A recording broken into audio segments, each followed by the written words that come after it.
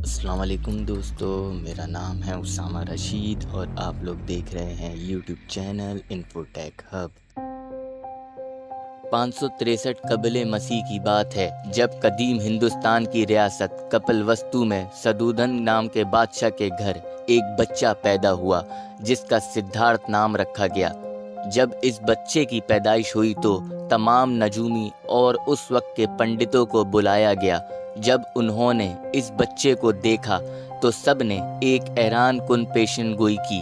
ان سب نے کہا کہ یا تو یہ بچہ بادشاہ بنے گا یا پھر ایک سادھو، لیکن یہ جو بھی بنے گا اس میں نام کمائے گا اور رہتی دنیا تک اس کا نام یاد رکھا جائے گا۔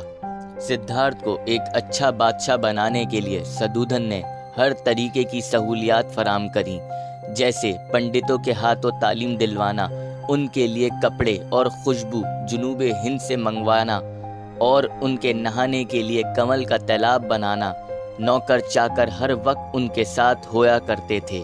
سدھارتھ کی شادی 16 سال کی عمر میں یسودھرا نامی لڑکی سے کر دی گئی اور پھر کچھ ٹائم بعد ان کے یہاں ایک لڑکا بھی پیدا ہوا۔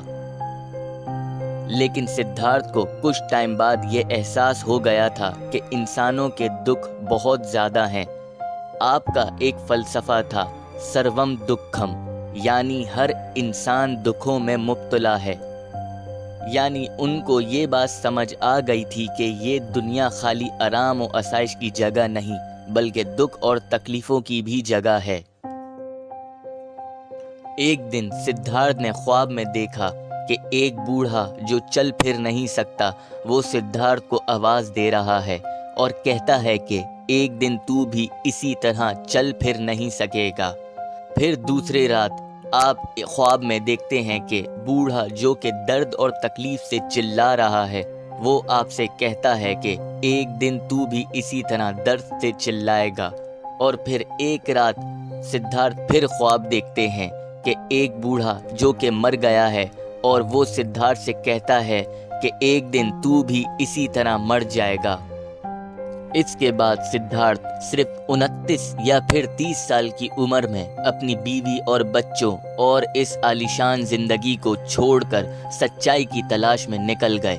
پھر سدھارتھ ڈفرینٹ لوگوں سے تعلیم حاصل کرتے رہے اور اپنے سوال کا جواب ڈھونڈتے رہے، لیکن آپ کو کوئی صحیح جواب نہ مل سکا۔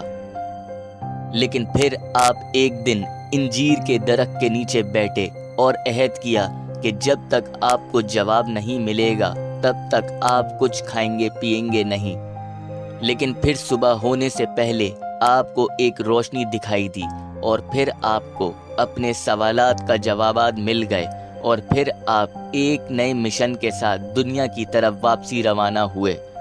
سدھارتھ ڈفرینٹ ممالک میں جا جا کر امن و سکون اور شانتی کا پیغام دیا کرتے تھے۔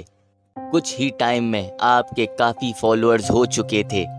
کہا یہ جاتا ہے کہ گوتم بدھا کی ٹیچنگز میں خدا کا تصور نہیں تھا، لیکن یہ بالکل غلط بات ہے۔ گوتم بدھا کی ٹیچنگ میں خدا کا تصور کے ساتھ ساتھ ہمارے پیارے رسول صلی اللہ علیہ وسلم کا بھی ذکر ملتا ہے۔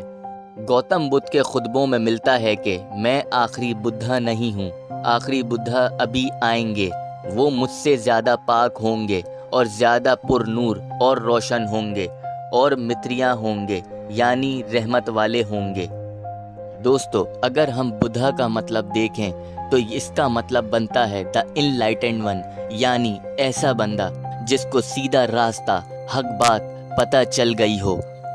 اور اگر ہم قرآن کا جائزہ لیں تو اللہ تعالیٰ اپنے پیغمبروں میں سے ایک پیغمبر کا ذکر 2 مرتبہ کرتا ہے جن کا نام ذوالکفل ہے، اور ذوالکفل کا مطلب کپل وستو والا بنتا ہے۔ اب دوستو، اگر ہم دیکھیں تو گوتم بدھا بھی کپل وستو میں ہی پیدا ہوئے، اور جو ذوالکفل اللہ کے نبی گزرے ہیں ان کا نام کا مطلب بھی کپل وستو والا بنتا ہے۔ اور پھر قرآن میں بھی اللہ تعالیٰ ارشاد فرماتا ہے کہ قسم ہے انجیر کے درخت کی، تو مفسرین بتاتے ہیں کہ یہ انجیر کے درخت وہی درخت ہے جس پر گوتم بدھا کو ایک روشنی ظاہر ہوئی تھی۔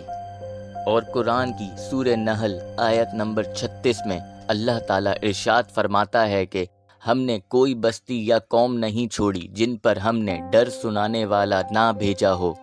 تو ہو سکتا ہے ذوالکفل اور گوتم بدھا ایک ہی بندے کا نام ہو، کیونکہ جس طرح حضرت عیسیٰ علیہ السلام اور حضرت موسیٰ علیہ السلام کی تعلیمات بگاڑ دی گئی تھیں، تو ممکن ہے کہ گوتم بدھا کی بھی تعلیمات ان کے پیروکاروں نے بگاڑ دی ہو۔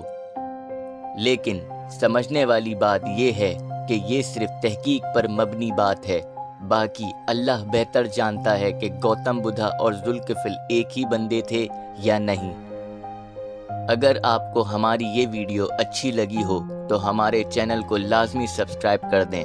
ملتے ہیں نیکسٹ ویڈیو میں، ابھی کے لیے ہمیں دیں اجازت۔ اللہ حافظ۔